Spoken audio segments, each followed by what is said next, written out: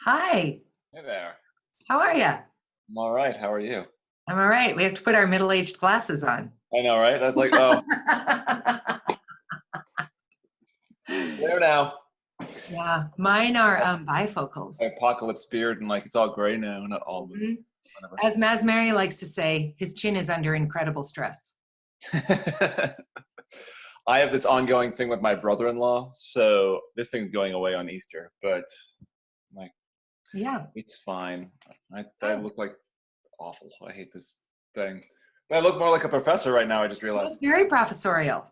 Yes. There's a lot to be said for that. Play the role you want to be. Sure. Dressed, isn't it dress the role you Dress want? the role. Sure. I mean, Sure. I look my cat say hi. Hi, kitties. Is one or more than one? Two. Named? Uh, Dakota and Tatanka. Wow. It's very Midwestern of you. That's I nice. know, right? It's like, you can take the boy out of Dakota, but True. It's true. I find that almost anywhere else I am, I pine for what I know of this landscape. yeah, exactly. I miss it and also don't. Well, no, you wouldn't need to live here, but you can still miss it. Yeah. Yeah. Because it's beautiful if you don't have to live here. Don't know. It's that I just, you know what it is for me? It's, 'cause I ran a theater in Iowa. I did, it's where I got my equity card and I did all that stuff. But I got so sick of explaining to people that, no, but what do you do? No, but what do you do? What's your job? What's your day job? No, this is um, Yeah. this is it. Yeah. No, but okay. Oh wait, have you so can I rent a movie you're in? What are you in? Or it's like, oh, you're on Broadway? It's like, no, I'm Yeah, there's something else. if I give you my doctors in Iowa speech, it came from that. I was like, I had a conversation like this basically in the supermarket one day and I had to go to staff meeting right afterwards. And I was like, do these people go to their doctor in here, in Cedar Rapids and say, hey, what have you done for cancer research? Have you published for the, anything in like Journal of American Medical Association? Yeah. Like, what have you done? It's like, does that make what they do for you any less noble? Isn't it more noble that they're here doing it with you? I know, like digging around in your feet, trying to get rid of warts. Yeah. Stuff like that. Like just mundane things like that. Yeah. It's incredibly noble what we're doing here. And you in particular, I'm so impressed. Thanks. It's fine. I know it's your everyday, but you're a bit of a hero to me. Well, thanks. Yeah, it's been good. I mean, I feel really, really infinitely lucky that I naively stepped into a job and, made it into something that really mattered to me and matters to other people. So yeah, I don't dismiss it, but it is what it is. I don't know. I Okay, also think so thank you. Okay. So we're gonna I don't know, you're my first like real guest, Tom. Oh, right. When are we going to do this? Right now? Oh, I mean, yeah, I'm already recording. Just because I thought great. if I don't start at the beginning, then something incredible will be said and I'll have to you don't recreate the incredible. Luckily nothing that incredible has been said, so that's all good. I don't hold me to that standard. No, it's going to be great. So here are the two themes that we're going to sort of talk about, and then it's just going to go where it goes. Okay. The first thing I'm going to ask you about is sort of what's your current passion? And it might be something you're doing and it might be something you're not doing. And you don't have to have like a canned answer. We can dig through it.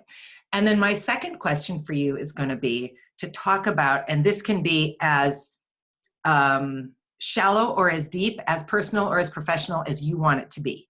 This is not about, I'm not exposing anything that people don't want to expose. But my second question is, think about a failure that in the moment felt like this is a not game changer, this is a game ender. But now with some time, you can see that it did this. You were on this path, and that failure sent you this way. And this way has proven to be valuable. So really the point is, how are people pivoting from failure and finding happiness? Okay? Great. I have lots of failures, far too Don't many to we pick all? from. I know. Don't we all? Yeah. But to me, that's the interesting thing, because I think we fixate. Well, I don't want to talk about it now. I want to talk about it in a moment. So I'm gonna introduce you, I guess. I should have an introduction.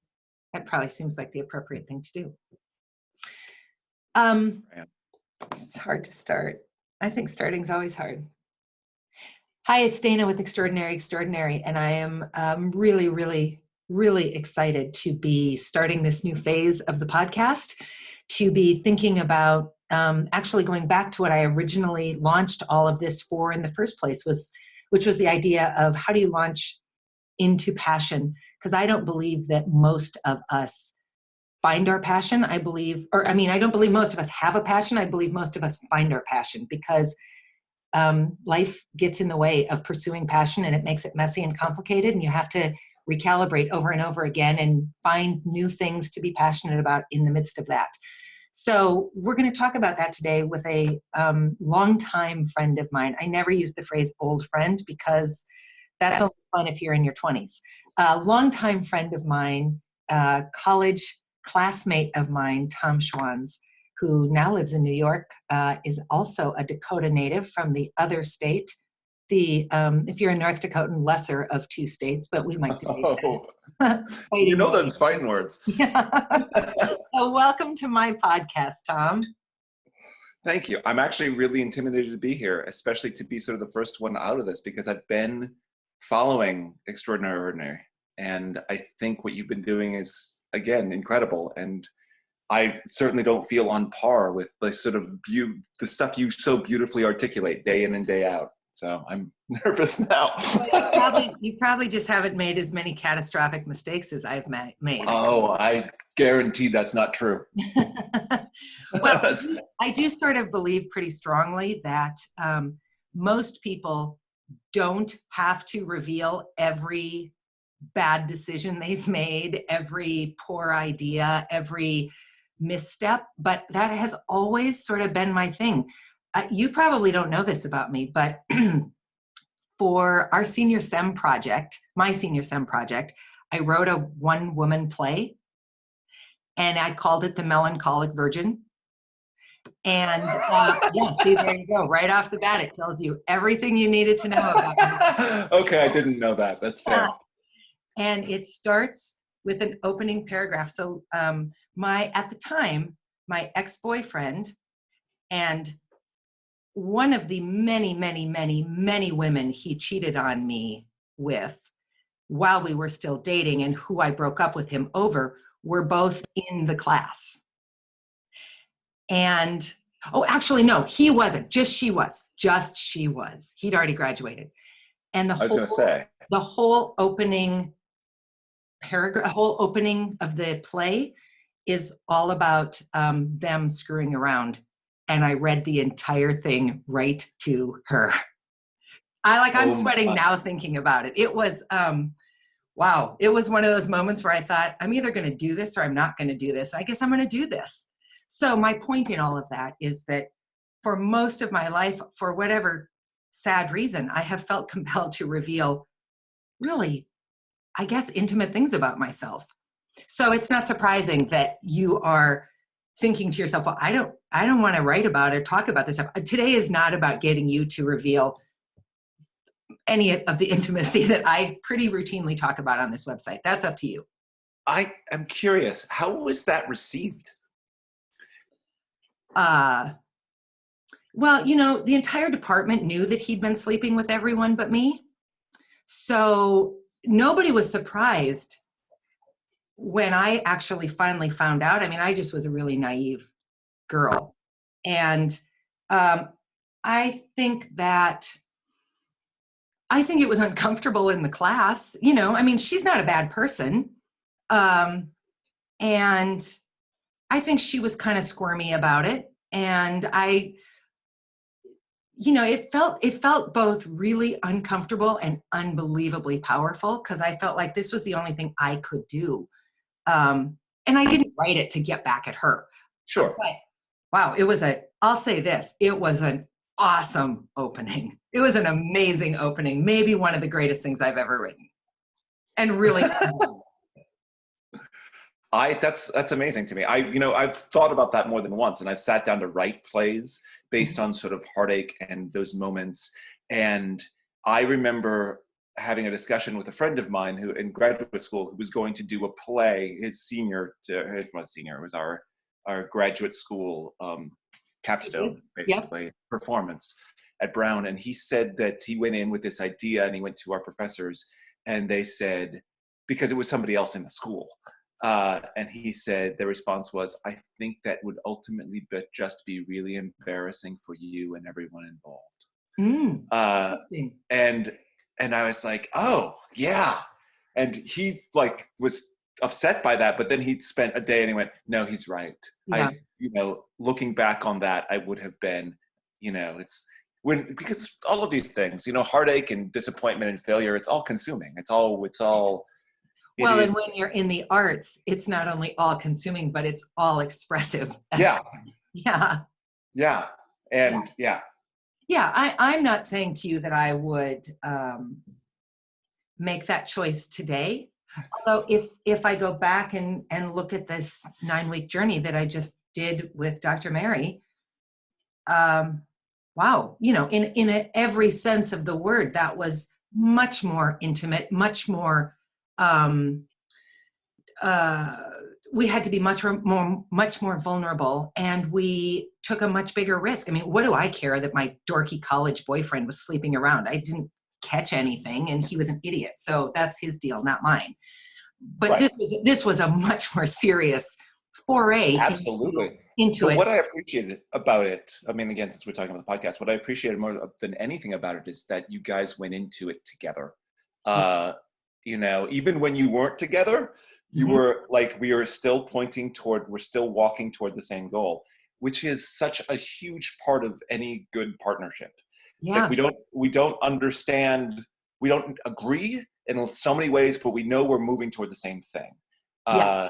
And we might choose different paths to get there, but it's helpful to know we're on that path together. Yep. Or we're heading to the destination together, not necessarily, and so. Yeah. Yes, absolutely. We had an end game hope Yeah. in sight. Yeah.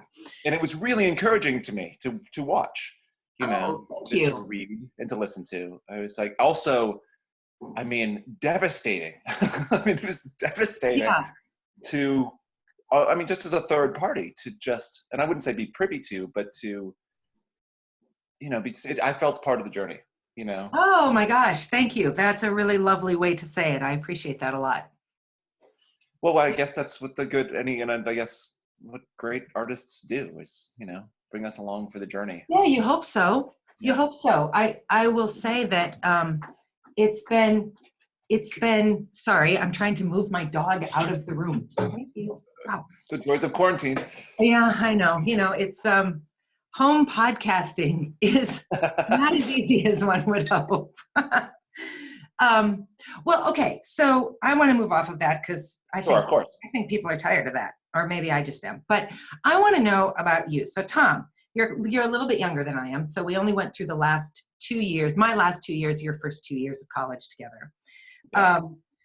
But we have this long history of theater behind us, and one of us has kept it up his entire career, and one of us made different choices. So just give us the elevator speech. Tom Schwans graduates from Minnesota State University in like 1997-ish to 2020. 7. Yeah. So tell me about it. Okay, so the quick breakdown of all of that. I mean, I was right out of undergrad. I decided that I needed to go to graduate school and become a director because the world of the theater is a lot, and I wanted to teach. I wanted to be a professor. I knew that's because that was safe. And I got accepted to a couple of schools, which I won't name. Both, I was happy to get into both schools. And as I started looking at my life, I decided that going to graduate school was really too safe. And the thing that scared me the most was that I needed to sort of, if I was going to do this, I needed to go do it. So I went to, auditions. I went to those big cattle call auditions where you walk up, you say your name, and I'm Tom Schwans, the number 275. I got the horse right here. And I go and you break into your song, and then you do your quick monologue, and you go, thank you. And before the guy stands up and cuts you off. And then you bounce around to different hotel rooms, because it all happens in whatever conference center you have. Bounce around to, this sounds dirtier than I mean it, but you bounce around to different hotel rooms and for your callbacks, which is where all these theater companies were. So you go into your callbacks. Then I'd bounce around to the different theaters for 2 years. I was all over the country. Those times in your life where everything you own fit in your car. So and the car went wherever the job was. So I bounced around for a couple of years, and then I decided. Well, I was finishing up doing Joseph and the Amazing Technicolor Dreamcoat back in South Dakota, and Merry Wives of Windsor actually too. I was finishing that up, and I was literally packing my car to just go, like, I don't know what I'm gonna do. I'm gonna go stay with my folks for a week and then head to New York probably. And I got a call from a guy I knew that I produced a piece with a year previous, an AIDS benefit. And he said, look, I know a guy in Iowa. He needs an actor quick. Somebody dropped out. I gave him your name. And so I called him up, and he said, and this is when this was, he said, fax me your resume. So I faxed him my resume. And my headshot and resume. Your resume. Yeah. So I faxed him my headshot and resume, because it was still black and white photos then, so they could fax. And he said, great, come out here. Can you be here next week? Or actually, can you be here in 3 days? And I was like, yeah, I can. Yep. So I hopped in the car, and I went to this place called the Old Creamery Theater in Iowa, which was this union theater. And I got there, and it's literally in the middle of a cornfield just outside of Cedar Rapids in Iowa City, in Amana, Iowa. And I looked at this place, and I was like, you have this union theater in this gorgeous place. Nothing like this around here. You could do a lot of things. And he said, for instance, I said, well, there's all this education stuff you can do. You have this facility. And he said, well, write up a proposal. And I had no idea what a proposal was. I was 24 or 25, I think. And so I looked online, because now I could get online, and wrote a proposal based on what that. And he said about education, and he said, I gave it to him. He went to the board with it, and they came back and they said, great, now do it. I'd been there. I'd gone for a 6-week acting job. Wow. And this is sort of what happened. It was a tent show. It was a quirky nothing show, actually. And then we did Flea in a Rear right after that. So it was supposed to be, then it was going to be 2 months, 6 weeks to 2 months. And then it turned into 6 years. I became the associate artistic director. What's that? You lived there. I lived there. I moved to Amana, Iowa. And, I made great friends, and created, and then to a point where it's like, so now, and then I became associate artistic director. The artistic director / producer really sort of stepping out. So we had 3 associate artistic directors, and he was just sort of like not. So we just still did the day-to-day operations of everything, and with no artistic director, we just divided it up. And then I wanted a second space theater, because I didn't want to do a tent show and Flea in a Rear all the time. I wanted to do something interesting. So the old train depot, which was run down and literally infested with raccoons in the floor, and they gave it to us. The society, Amana Society, let us rent it, and so we went in there, and me and my technical director went, and we gutted this building. And I did not know that raccoon poop could turn petrified, but it can. The things we know. So I learned a lot about rebuilding spaces and electricity, and we rebuilt this place, and we did the Elephant Man and Amadeus and the stuff that I really wanted to do. Wow. And then 6 years into that, I sort of felt like I had done everything that I could do there. But also my education at Moorhead, I, I learned how to do so much that I didn't realize I knew how to do. Yeah. I became the resident lighting designer because I suddenly knew that I could do that. And just because I'd worked so many light crews. I'm like, oh yeah, I can do that. And just a couple of steps. The stuff that I didn't know that I knew. Anyway, so 6 years, I realized that I'd created a job for myself with this proposal and all these things that nobody else, I couldn't get out of it. Yeah. Yeah. I created a job, a niche for myself where made me really needed, but I also couldn't then get out.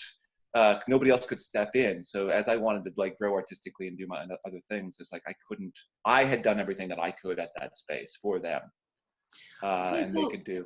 so I want to explore that a little bit, because I think that that is a really interesting point. And we're going to explore it when we come back. So stay with us. Oh yeah, the rest of it's pretty quick.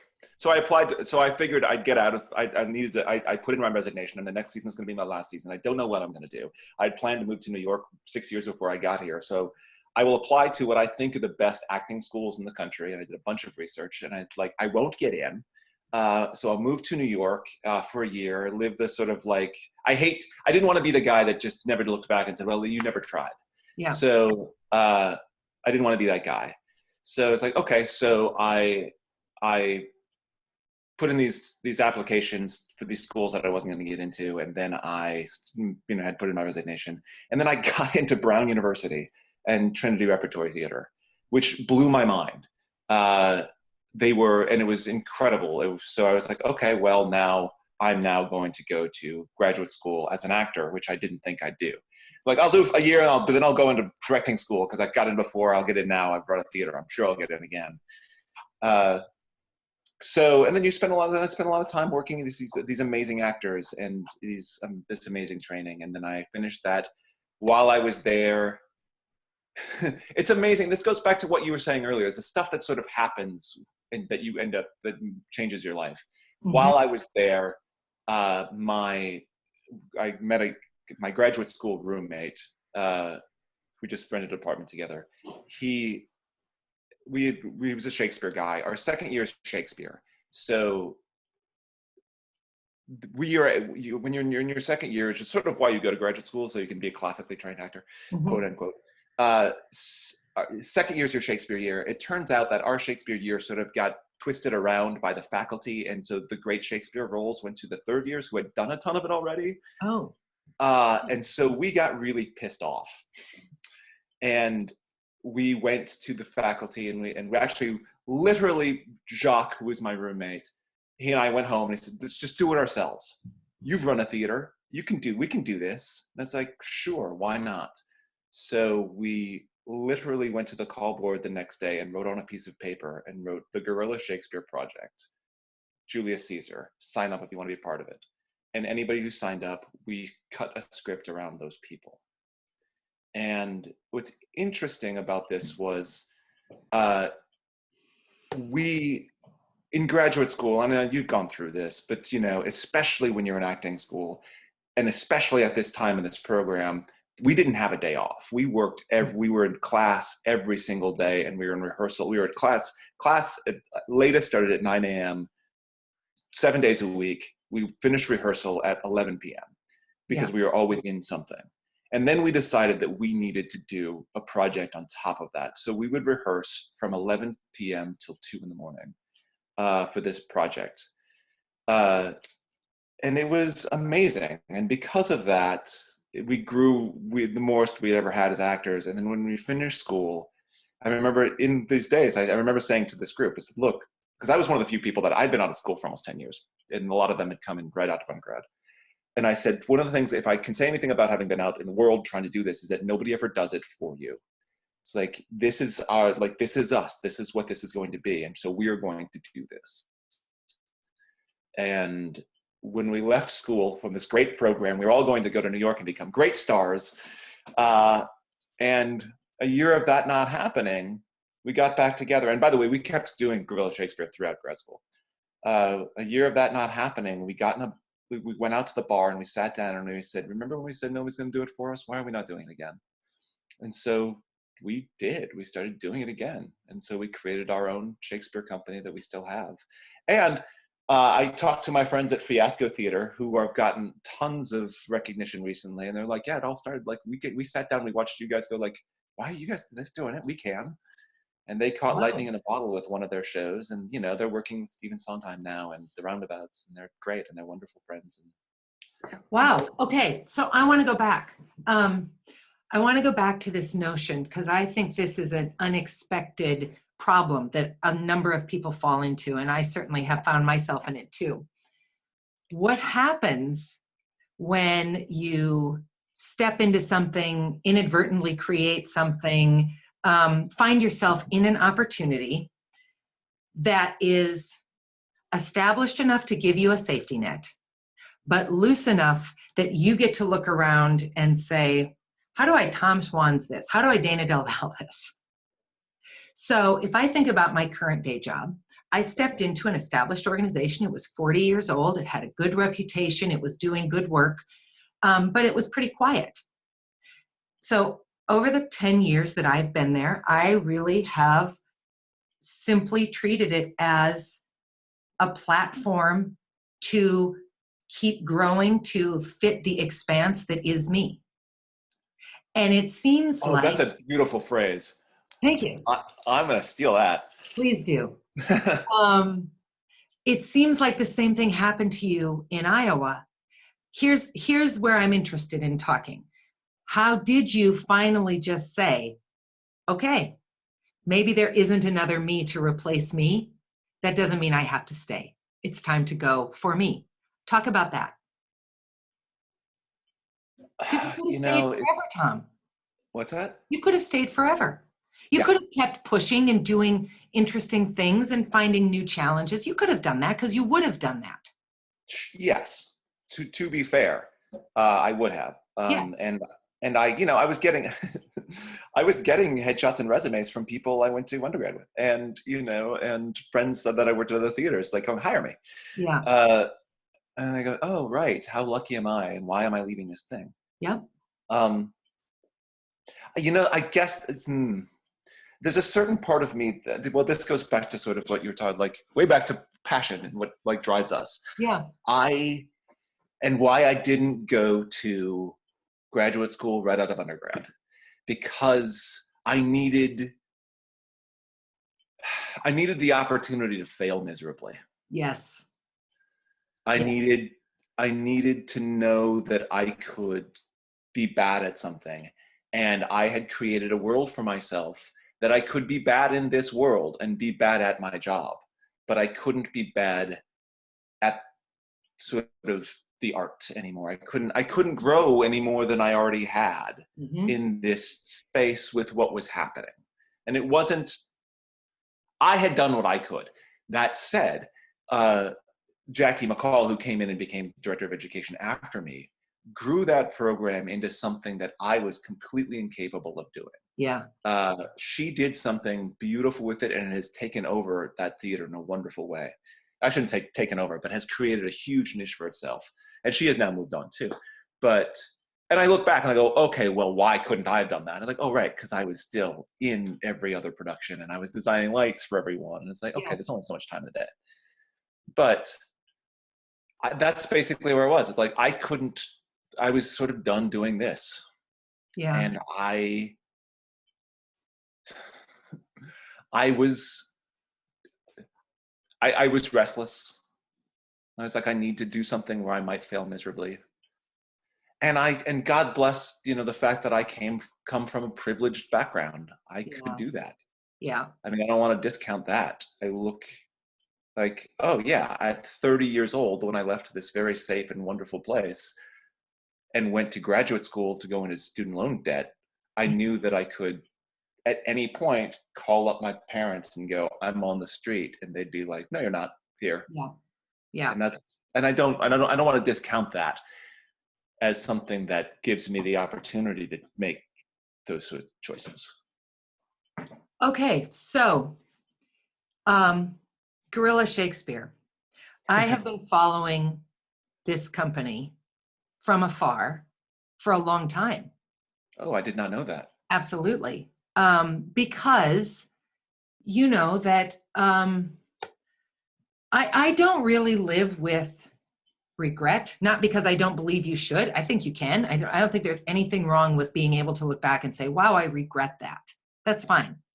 But I don't have a lot of regret in my life, except for this Shakespeare thing, this unexplained, wacky Shakespeare thing. So you don't know this about me either, likely. When I was in grad school and I went for English, I had an assignment and it was a literacy narrative. Pick your, how did you become literate was really the purpose of the essay or of the assignment. And I did not want to write about like, well, I grew up reading Sally, Dick, and Jane books. I mean, I wasn't interested in literal literacy. That didn't seem very interesting to me. So I was talking to my professor and I said to him, I have no idea what to do. And this would have been probably on a Tuesday and it was due on Thursday. And it was a significant paper. I mean, you know, they don't say to you in graduate school, try to write 2 pages. It's always a lot of writing. Yeah. And he said to me, why don't you think about how you became literate through Shakespeare? And I thought, that's interesting. And I went home that night, and because it was a weeknight, I could get online because I had dial-up. That's how old graduate school was. I had to get on dial-up. And I got on, and I've only ever had about 3 absolutely inspired moments of writing, and that was the second one. I wrote a piece about falling in love with Shakespeare, cheating on Shakespeare with someone else, finding out that I was pregnant with some other person's child, and trying to find my way back to Shakespeare. And I wove it through A Midsummer Night's Dream. Oh, wow. And it really, I mean, it's still to this day, probably in my top 2 or 3 favorite things I've ever written. And I wrote it in about 3 hours. I mean, it just fell out of me. And so I have this long standing, passionate love affair with Shakespeare still. So your program, to make it about you as my guest, your company has been fascinating to me because I love the idea of Shakespeare not being precious. I love the idea of Shakespeare being accessible. I love it being gritty and not pretty. You know, so you think about Zeffirelli's Romeo and Juliet, it's so beautiful, but it's so pretty that you just are like, well, who in their right mind would fall in love with that? Because it's just, you know, it's gauzy and ephemeral and pretty. And I like that. But I really love the idea way more of the production of Romeo and Juliet I saw in Winnipeg that took place in a parking garage where we had to bring our own chairs and move up and down the levels with the actors. That was a much more interesting production of Romeo and Juliet. Yeah. So talk a little bit about, you know, what has this group been for you? Why is it still going? Well, we're doing less now than we have been because we've sort of moved on in our, like, people are getting married. It's a little bit like a band. People are getting married and having kids. I mean, you know, it's, you know, my producing partner, Jordan, has moved to London and, you know, we're back and forth. Although we had talked about like me going over there and looking for space, maybe for something to do there. But the whole quarantine and the whole COVID thing is not that time to get over there now. Yeah. But, you know, okay, so it comes, we come from the tradition of Trinity Repertory Theater and Adrian Hall and, you know, this almost even Paul Sill's story theater sort of thing. But we are, first off, I've always been a words guy. I love words in a way that I didn't realize I did. I never liked Shakespeare. I hate reading it. Because it was never supposed to be read. It's so offensive when it gets seen. If you take nothing away from this conversation, it's stop assigning Shakespeare to be read to your students. It's the surest way to kill it. Yeah. Well, there's something that happened in the turn of the 20th century that we decided it was literature and not Yes. theater. Yeah. And Yes. yeah, it bugs me. Um, okay, so how do we get to, it got started on that sort of whim, based on, well, not whim, it was a FU to the faculty is what it Yeah. was. I mean, that's what it was. And who could not have embraced us more, by the way. As soon as we said that, they went, great, how can we help? Which just made us angrier. Yeah.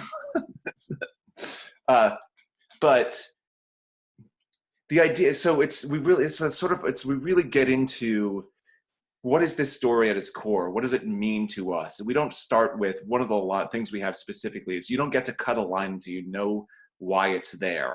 Mm. And we dig into it so much. We dig into what it means to us now. You can look at any of our productions, and I look back and I go, like, you can really tell where we are in our lives Mm-hmm. based on sort of our production history. I mean, it's almost like, the Shakespeare's 7 stages of man. We've got Right. the warrior play, and then we got the old people. It's all there. Yep. But well, I'm sorry, I'm trying to figure out how to answer this question. It's all right. There might not be an answer.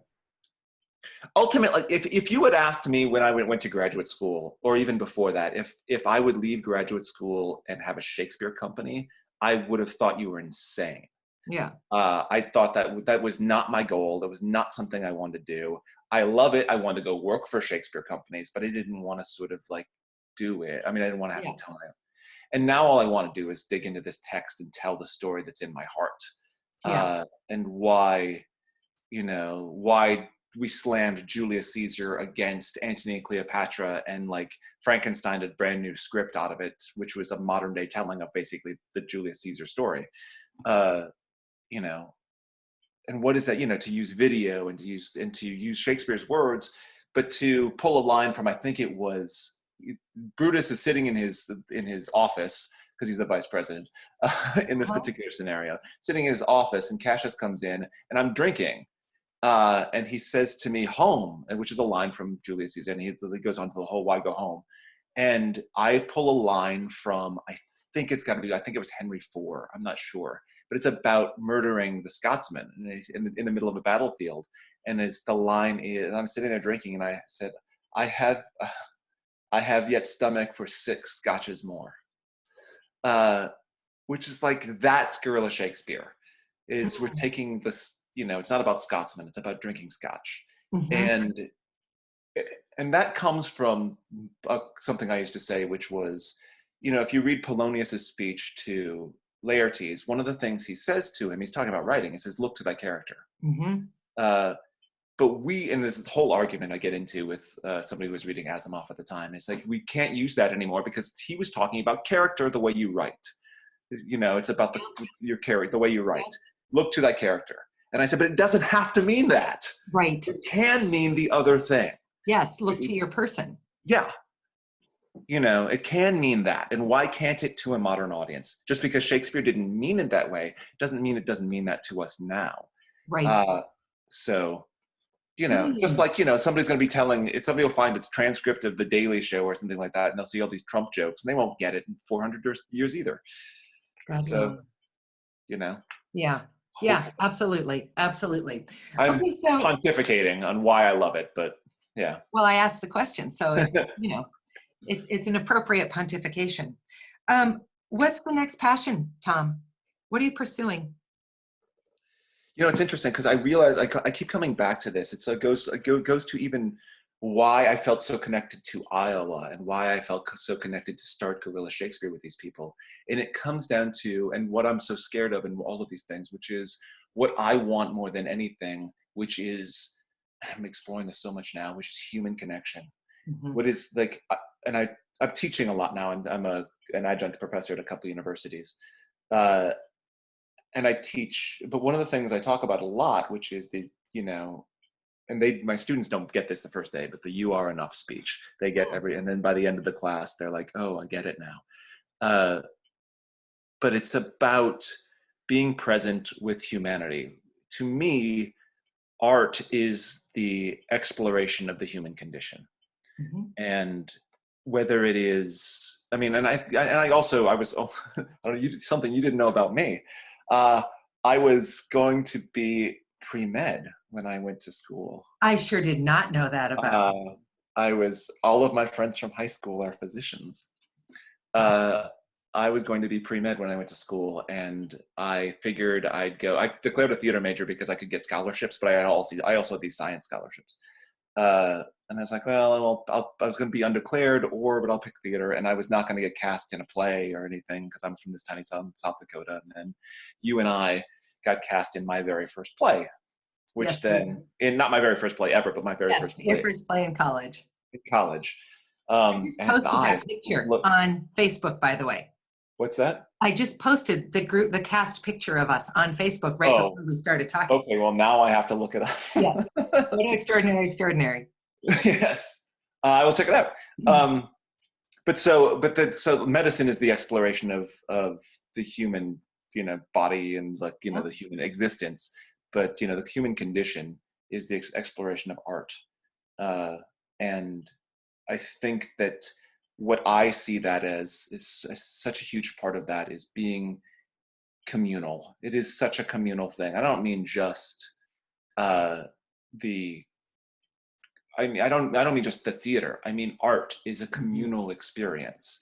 Yes. And you go to, whether you see a painting on your laptop now, you have a reaction to it that is personal to you, even if you're alone.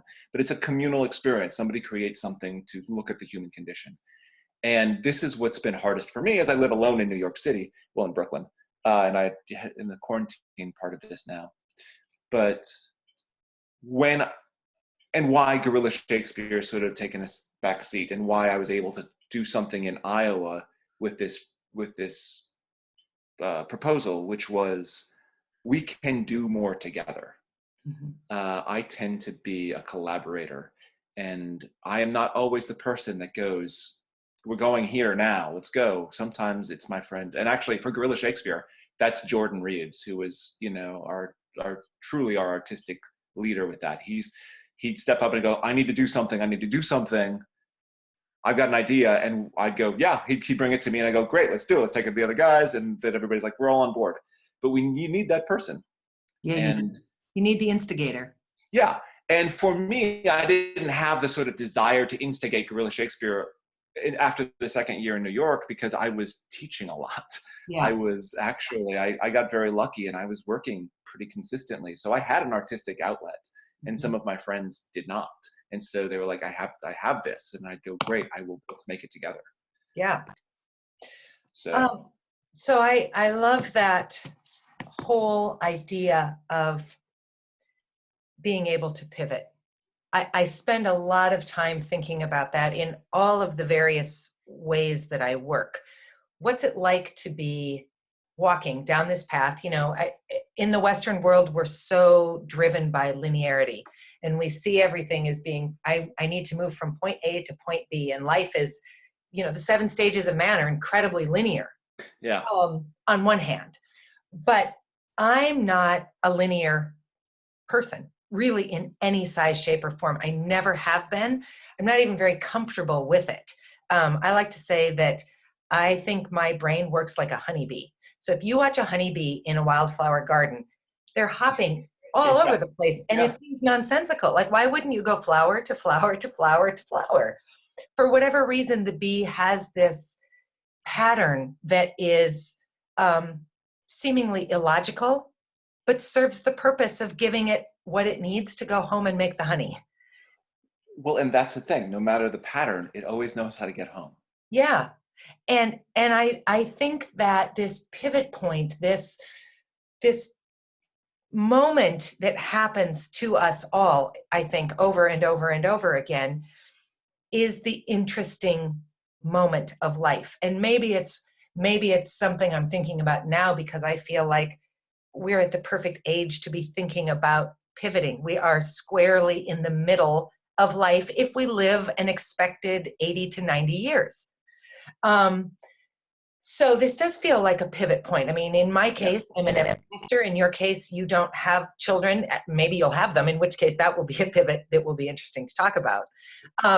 But that phase is over. So I've pivoted away from that, and I'm trying to figure out what is this next move, even while I'm moving. I mean, that's the other thing is I think we all talk about like, oh, what am I doing next? Forgetting that the act of asking is the next. So, what's the pivot for you, Tom? Is this the path, the foreseeable future? Adjunct teaching at some schools, living in your pretty cool apartment with your 2 nice cats, hanging out in New York City, finding the 7 million other people who live there when you can all leave again? Or is there something calling to you? I mean, I have applied to, like, for instance, full-time teaching work, professorial work, and I have come close to a couple of things. I also realized that it's like, I've gotten very picky about where I want to be and what I want to do suddenly with that. If I'm going to do that, I've learned enough through the adjuncting world and the sort of academic world to go like, oh, if I'm going to do that, I have to do like, I want to be someplace I want to be. With people I want to work with, which isn't not always the case, especially with academia. Academics are a quirky crew, I can tell you. Oh, I have worked on a couple political campaigns, and I've got to say, academia is more political. Absolutely, it is. Yes, it is. Everybody's got that little piece of real estate, and it's like, okay. And I don't, and how much do I want to be a part of that? But so we talk about the linear thing, and there's a couple of things I want to, like, metaphors that I think of. One, which is, there's this Eastern philosophy, and I don't know which one it is, because we like to think that we are, as in Westerners, to use your thing, that we are looking to the future with the past at our back.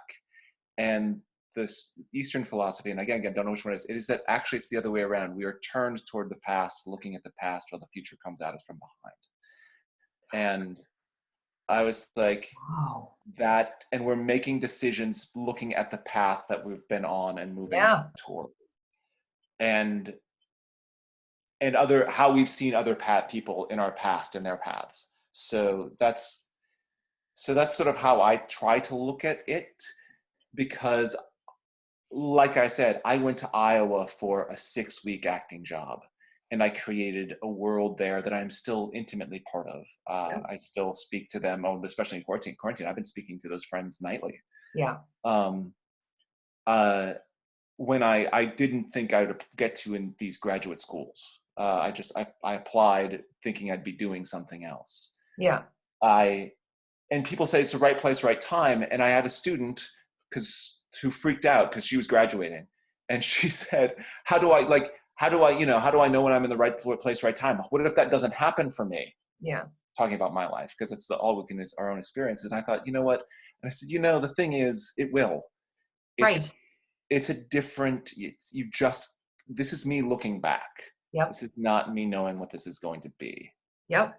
Well, and that's the beautiful thing about aging, is that you get a bird's eye view that you can't possibly have in the moment. And every step further down your path, straight or crazy, means you've got more path behind you and more path to reflect on and see the rationality behind it, or just create the rationality. I mean, it's a little bit like, sometimes you read a horoscope and you think, oh, yes, that's absolutely it. Well, it's because you're seeing what you want to see. Of course. So sometimes you can look back on your life and you can make it what you want it to be. Like I can say, oh, it's so great that I didn't get to become a movie star, because instead I got to be a mom, and I got to run the arts partnership, and I met my husband, and all these amazing things happened. Yes, that's absolutely true. Absolutely true. Is it great that I didn't get to be a movie star? Not great, but other stuff came out of it. So you can spin it lots of ways. Yeah. When my high school theater teacher was my age, he said, I know I'm at this midlife crisis thing. And he said, I know that I'm going through this, and I'm asking all these questions, which are, this is my life. This is what it is. And he says, and I understand that the answer is yes, and that's okay. and it's Yep. it's a good life. He says, I understand that in my head, but I have not grasped it yet. Nope. And it's like, oh yeah, so I'm there now. Right. And I'm in, I guess, in terms of pivot, there are those things that, like, the lifelong things. I would not have started Guerrilla Shakespeare if I didn't have people. I would not have been in Iowa as long if I hadn't done, like, there's a potential here, you should look at it. And I didn't mean for me. Yeah. I would not have done a lot of things if I had not just been where I was and just connected myself to people. And I'm teaching at 2 different universities, both of which are because other people I knew there. Yeah. Like, people are talking to me about how do I get a teaching job. I'm like, you just know professors. Yeah. yeah, Yeah. you know somebody that's like, oh, here, I know a guy. Yep. It's the same way you get acting work. It's like, Yep. I was going to be so busy. Like, I swear to you, I had more work lined up this spring than I was like, oh God, people just kept Oh, asking me to do stuff. And I was like, okay, I'm going to be so busy. I got to really kind of ration out how I'm going to get this done. And literally in 2 days, it all went away yeah. because in New York, Broadway shut down and then everything shut down. Yeah. And again, it's a crazy time, but so there you go. So that's the other question, is like, I think we're culturally in some sort of pivot right now.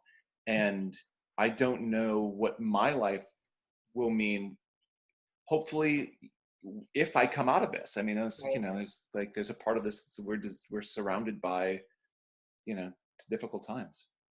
So I Yeah. don't know, like, I think, to answer your question about the pivots, it's like, I think that the only way we know we're pivoting is when we see it looking behind us. Yeah. Although how about this? I had a mentor who said, life is about making big choices and then spending your life making those choices work. You choose to Ah, get married and you yeah. spend most of your other choices making that choice work. You choose to be an actor, then you spend most of your time making that choice work. Oh, that's true. It's a little unnerving, Yeah. but it's very true. Yeah. Yeah. Well, So I guess at the end of the day, one of the things that I think about a lot is um, I don't necessarily love every choice I've made, but I love that I had the opportunity to make the choices. As a woman, as a unmarried single mother at some point, as a theater person, I kind of stacked the cards against me. Some of them I was born into, and some of them I selected. And at no other point in history would any of those cards have afforded me much of any opportunity.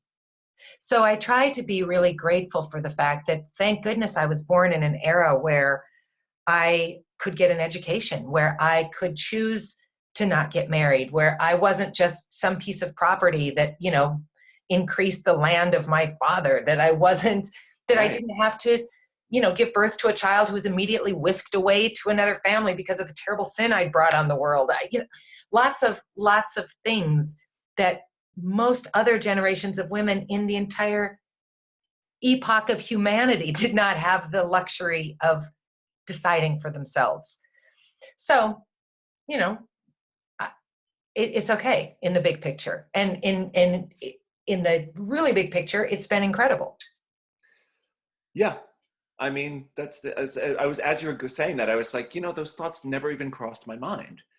That's sort of the other sort of, like, and I understand that not everybody is, I guess, maybe as liberal, but in this is sort of thinking as I am, but those thoughts, like, oh, right, of course, if you're going to be a single mom, great, I understand. Right. You're going to go and be a single mom and get your master's, and then you're going to teach, and you're going to go to this arts. Yeah, you're going to do that, and then you're going to create something new. I'm like, yeah, Dana's going to do that. Just because you are, to me, and always have been, that kind of human being. Like, it's not that I don't, it's like, I don't see color. It's like, I don't see gender. It's not that. It's that just your power and your strength have always been something I've admired. From when we met. I was scared of you. I was so scared of you. Not in a way like it was like I thought you were scary, but I was like, she's, and I just didn't want to piss you off. Actually, I really wanted you to like me. And I was terrible. I was so uncomfortable in my own skin that I acted like a complete moron. Well, I mean, come on, everybody's uncomfortable in their skin at 18. 18 is rough. Oh 18 yeah, is well, rough. I was uncomfortable in my skin until like 32. Well, I might still be uncomfortable in my skin. It's hard to say. Check with me on a different day and I'll have a Yeah, different. right. Yeah. What time Um, of day is it? Right. yeah. I mean, I think that's the beautiful thing about, life is like, so I'm friends with some people who are as much older from me than I am from you. So they were the big deal actors in the Right. department when I came in. And really to this day, I have sort of like I can't believe she said something on my Facebook page. I mean, it's been 30 years since we left college, Right. but um, there is something, there's something really profound, or 25 years. Let's not age ourselves excessively. It's been 25 years since I left college. There's Yeah. something really profound about that, um, looking up to or looking down on, that hierarchy exists for good or for bad. And it's really a lovely thing to not really know that you are in it when you're in it. I mean, you're acutely aware of being the dorky freshman, but Oh, by the time you're a senior, you don't really know that the dorky freshmen feel about you the way you felt about the seniors when you were a dorky freshman. I'm not sure they ever did, but I appreciate it. I think I was just a dorky senior. Well, to be fair, I don't think anybody thought that about me either. I think you're just fabricating and retelling history, but my ego enjoys it.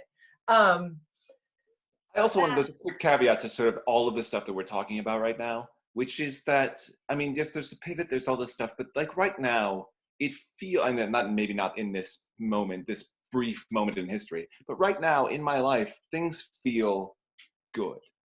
Yeah. You know, I mean, I know there's going to be a time coming up, as there have been times in the past, where I'm going to look at it and go, I need to make significant changes. Yeah. Based on whatever, whether it's restlessness, maybe it's loneliness, all of those things, that something will change. And when that happens and you start having to make those seeing something and you go, I don't know what the change is, I just need to make it. It's a little bit, it's a metaphor I learned from, he was talking about retooling the public theater, but Oscar Eustis sat down because he was the guy that brought us all into graduate school at Brown. And then he went on to run the public theater in New York, and we were all in there. And he says, it's a little bit like a car that's racing down the road, which you can't stop, but you have to fix the engine. So it's like you're fixing the engine because you can't stop it. You got to keep moving, and you got to fix the engine because it's not going to keep lasting. This won't last. Yeah. And it's like, yeah, when those times come you can't stop. You have to actually continue to move forward or move in whatever direction while you're trying to fix the mechanics of your life, Yeah. And I think of I think of my older sister who just turned 50. She's getting divorced and has breast cancer. Like all at the same time. Yep. Go, God, nobody gets kicked in the teeth like that. But yeah. I watch her. She's actually the most courageous and the most centered I've ever seen her right now. So, well, I think doing she just got her results back. All the cancer's gone. So that was she looks amazing. So congratulations to her. That's outstanding. But I think sometimes we are afforded the opportunity to really see who we are when you get kicked because you're down, and then the salt is poured on the wound from the kick because you're down. I mean, sometimes life is so uneventful that you just fall into the cadence and rhythm of, I get up, I do this stuff, I come home, I do this stuff, I go to bed. And you don't even think to question, am I happy? Is this the right thing to be doing? Should I be pressing further? Should I be looking to fail? Right. Because you don't have to, because stuff just kind of moves along. And I'm not saying that we should ask for divorce, 50 Right. and cancer all at once. Right. But sometimes it shows you who you really are, and it shines a light on something that you wouldn't have had a light shown on any other way. And you learn some pretty powerful stuff about yourself. And here goes by something you asked about me a while ago. So a quick story, which I share, which is my first year in graduate school, I had a major health thing out of nowhere. So like, it was this weird time in my life where it was like I was going back and forth from seeing a doctor and working 12 hours a day in classes. Also, I'd just been accepted to this program, and there's this feeling you get, which is like, oh, maybe I'm actually good at this. Maybe I can actually do this. I'll take it. And then you go to the doctor and they say, oh, you might not be able to walk. I had this moment where I came back to my apartment over my lunch break to grab something quickly, and I had a message on my answering machine, because again, answering machines on my landline. And it was the doctor. I said, give me a call. So I did, and the nurse, and like hold for, like they always get the nurse, and then like, okay, so, and she goes, hold for the doctor, and which never happens because the nurse gives you the information. Yes. But so she went to get him out of whatever appointment that he was doing so he could talk to me. And he came back and he gave me a few things. And he basically said, by the way, jumping forward, this is all since past, everything's good. Okay, good. Just in the future. But in this moment, he said, look, it could be this very serious thing. And I don't want to go into details. But he says, if this happens, you need to get to the emergency room, because you could literally, your breathing could just stop. You would it would seize, and you would just suffocate because you won't know how to breathe. And I went, okay. And he said, and he repeats it back to me. And I said, you understand? And I said, yes. And I repeated it back. And he said, okay. And then I hang up the phone. And then the next thing I know, I'm sort of like curled up in a ball on my kitchen tile. And I had a thought that actually changed my life. It changed my life as an actor. It changed my life as the human. And it was this. Tom, you're lying on the floor. You really can't stay here. You should probably just get up. And it was that silly. But it was I could hear it. And it was this absurdity of where I was. And I've processed this a lot since then, but it was like, wait a minute. It's not that I have to do everything. Mm-hmm. It's so overwhelming. There's so much coming at us, and there's so much to do. It's paralyzing. And you curl up. It's too much weight to carry. I don't have to do everything. I just have to do the next thing. Yeah. And the next thing is getting up off the floor. Yep. And I don't mean metaphorically. I mean quite literally. Literally get up off the floor. Yeah. And it's true as an actor too. It's like, what a great way to be present with the person in front of you, because you're all like, I don't know how to be the king. I don't know how to access it. And I was like, just be here and do the next thing. And it's, it's in my moments. And my sister, actually, who I was talking about a second ago, I've told her that story years ago, and she keeps coming back to it with me. She goes, no, I'm that one. I'm like, oh yeah, I keep coming back. I have to remind myself of that one too. Yeah. Yeah, absolutely. I just, in February, gave a big talk on pursuing passion by doing a goat sheet. Oh, really? All the way back to freshman. Does anybody do goat sheets anymore? I don't know. But, think about it. What do you want to do next? Lay out your goals, your obstacles, your tactics, and your expectations. It's brilliant. I mean, of course it applies to life. If it applies to the crucible, of course it applies to life.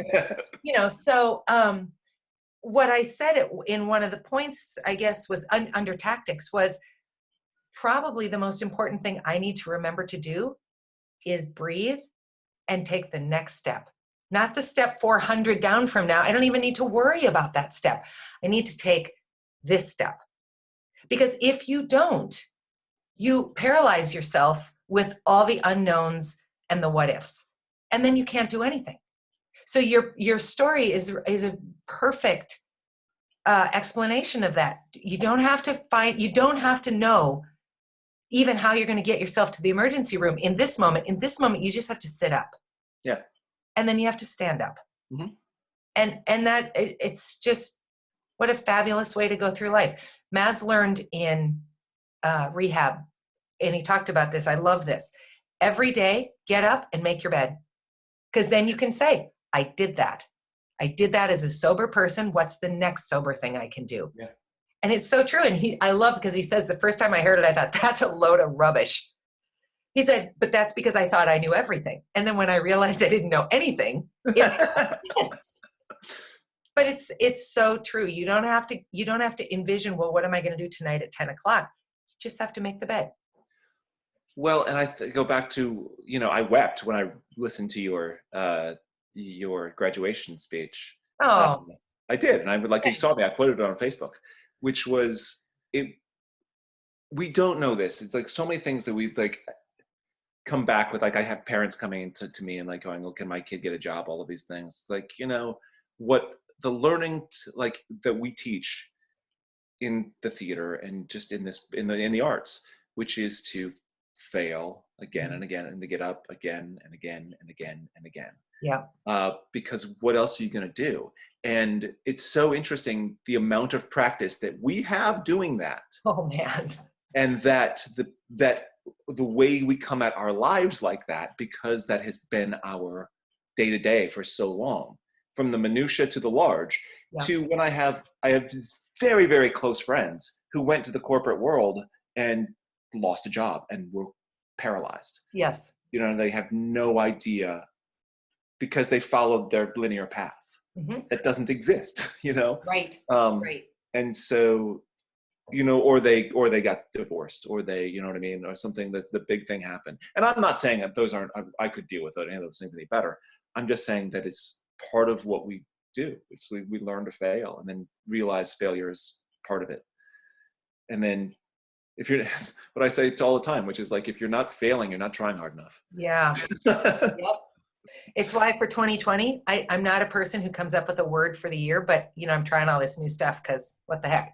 My word for the year is uncomfortable, because I'm super comfortable. I know how to do this upside down and in my sleep. What makes me uncomfortable? What's the thing that makes me go, because without that, I'm not living to my fullest potential. And that's my intention, is to live to my fullest potential, whatever that is. That's great. I love that. Well, you're doing it too. I don't know. I mean, I've got to try. I've got to remind myself to live my expanse. Yeah, well, don't we all? But the other thing, like, I really want to remember. I'm next to positive it was Ted, from like our film professor in Ted Larson, yes. Ted Larson, who used to talk about giving tours to students come into parents, and the parents would ask, can my son or daughter get a job in this? When they get this degree in theater or film, can they get a job? And his response is something I've stolen and I've passed on to all the universities, which is, in my experience, there's always work for someone who is the best at what they do. Is your son or daughter willing to put in what it takes to be the best at what they do? Then yeah, there's always work. Wow. That is amazing. Of all the impersonations we used to do of him, he used to say the most profound shit. I don't know if I'm allowed to swear on your podcast. No, I don't mind. All right. It's a grown-up podcast. That is amazing, and an excellent way to wrap up this conversation, Tom. Oh, wow. This has been a while. Thank you. Thank you. Thanks for saying yes. Thanks for getting a little uncomfortable. I am fine with being uncomfortable. That's actually not true. I will press against it, but I will lean into it when I'm there. There we go. Tom, stay safe, stay healthy, stay sane, wash your hands. Thank you. Yes. And let's stay in touch. Yeah, absolutely. It is lovely to see you and talk to you. I love this. I love talking to you. We're going to do everybody else does too. Record it, but we'll do more of it. I'm okay not being recorded every time. Yes, absolutely. Take care, Tom. Thanks. Bye. Bye-bye.